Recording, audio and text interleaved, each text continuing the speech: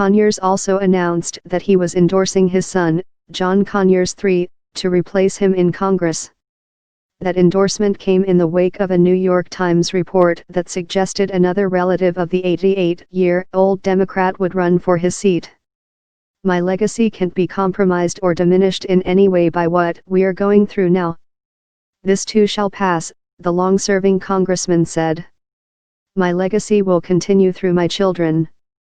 I have a great family here, especially in my oldest boy, John Conyers III, who I endorse to replace me in my seat in Congress." He continued, "We're all working together." The announcement from Conyers comes after conflicting calls on what the veteran representative should do.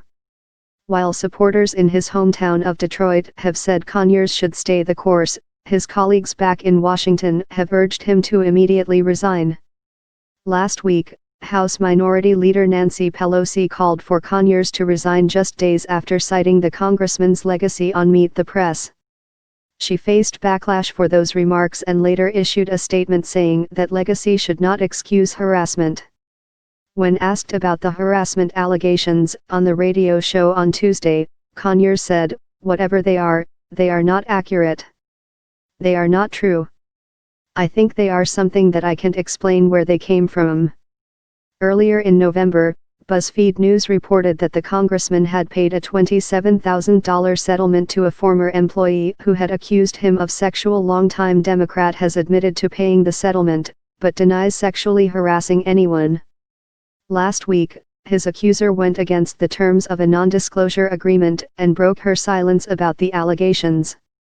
"Some of the things that he did, it was sexual harassment, violating my body, propositioning me for sex," Conyers' former staff member Marion Brown said on NBC's Today.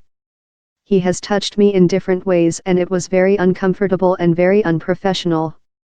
The allegations against Conyers have come at a moment of reckoning for the United States Congress.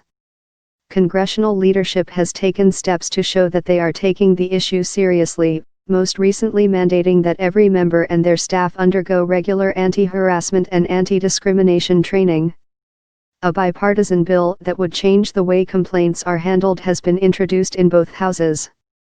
And a hearing on reforms has been scheduled for Thursday, December 7. Yet while allegations of sexual harassment have taken down celebrities, media executives, and others, members of Congress have not been similarly forced out. In an interview with Time, Representative Jackie Speer, who has introduced the Me Too Congress Act, said that should change. When CEOs are fired because they've sexually harassed an employee, the board of directors doesn't say, "Well, we'll leave it until the shareholders' meeting," she said. They take action and we've got to do the same thing. Conyers is currently being hospitalized in Detroit and spoke to the Mildred Gaddis show from an undisclosed hospital.